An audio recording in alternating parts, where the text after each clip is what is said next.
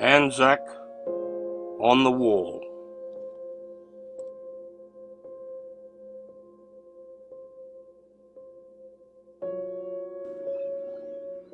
I wandered through a country town because I had some time to spare, and went into an antique shop to see what was in there. Old bikes and pumps and kero lamps, but hidden by it all, a photo of a soldier boy and Anzac on the wall. The Anzac have a name, I asked. The old man answered, no. The ones who could have told me, mate, have passed on long ago. The old man kept on talking, and according to his tale, the photo was unwanted junk, bought from a clearance sale. I asked around, the old man said, but no one knows his face.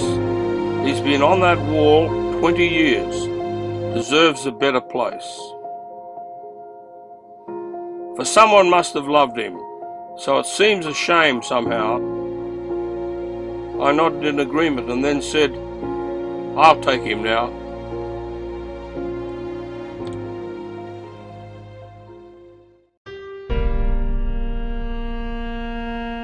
My nameless digger's photo, well, it was a sorry sight.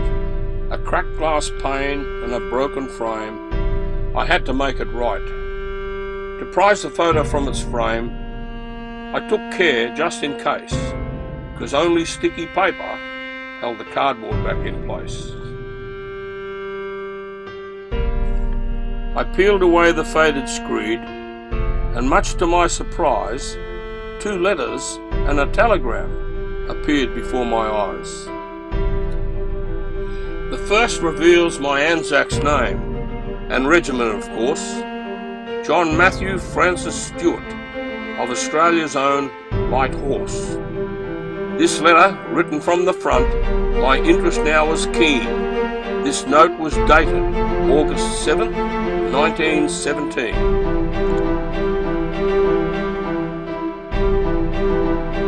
Dear Mum, I'm at Kalassa Springs, not far from the Red Sea. They say it's in the Bible. Looks a lot like a billabong to me.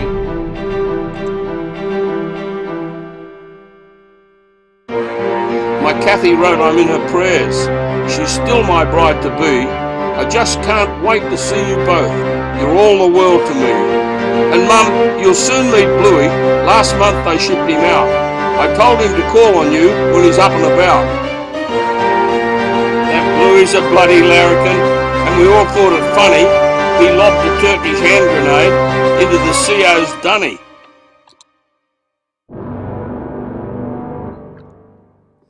I told you how Bluey dragged me wounded in from no man's land.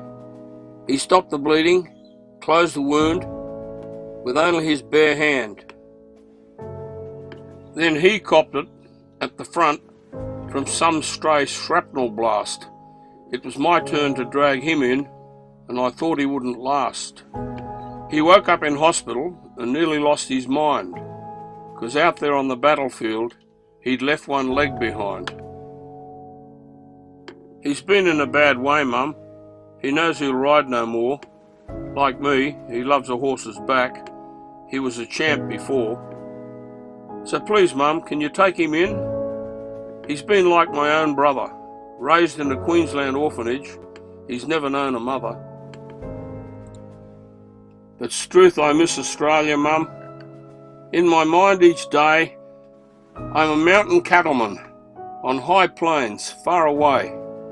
I'm mustering white-faced cattle with no camel's hump in sight, and I waltz my Matilda by a campfire every night. I wonder who rides Billy. I heard the pub burnt down. I'll always love you, Mum. Please say hooroo to all in town.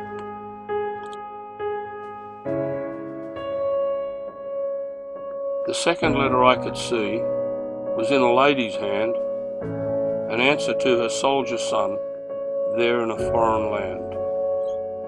Her copper plate was perfect, the pages neat and clean. It bore the date November 3rd, 1917. 'Twas hard enough to lose your dad without you at the war. I'd hoped you'd be home by now.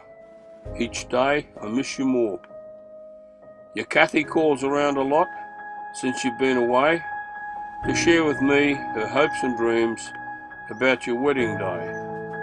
And Bluey has arrived, and what a godsend he has been.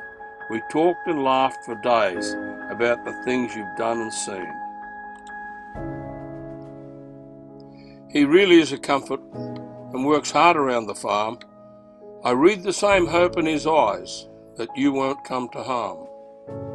McConnell's kids rode Billy, but suddenly that changed. We had a violent lightning storm, and it was really strange. Last Wednesday, just on midnight, not a single cloud in sight. It raged for several minutes. It gave us all a fright. It really spooked your Billy, and he screamed and bucked and reared, and then he rushed the slip rail fence, which by a foot he cleared.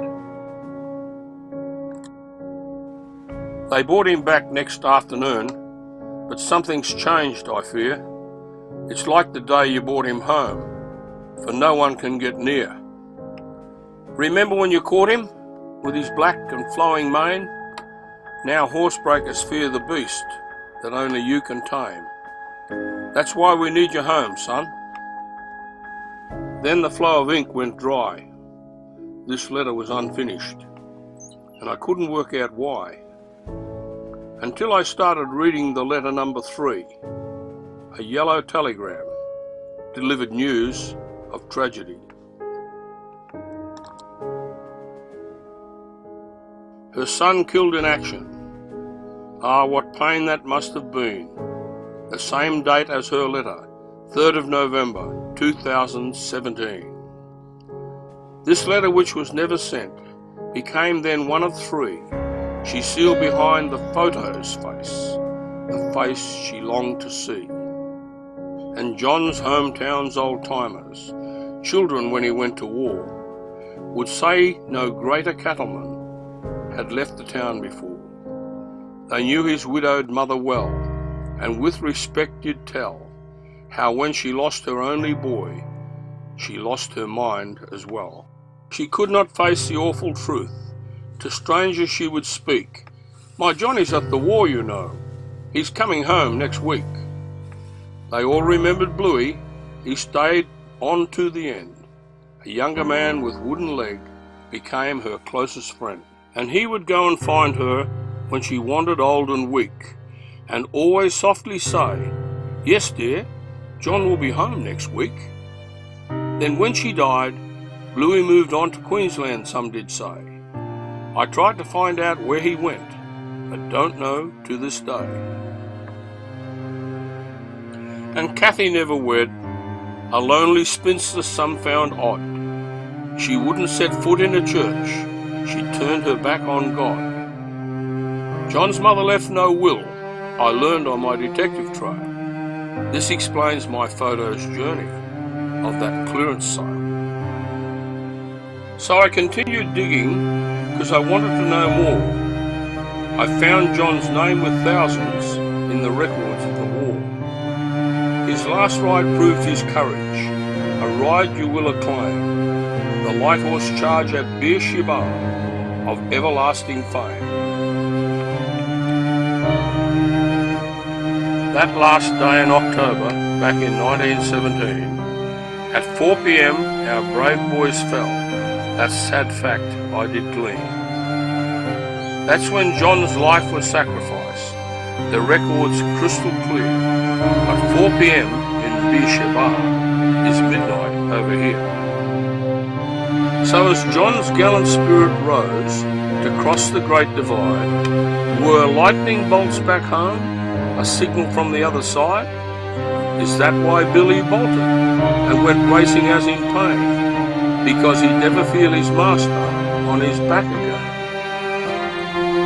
Was it coincidental, Same time, same day, same date. Some proof of numerology, or just a quirk of fate?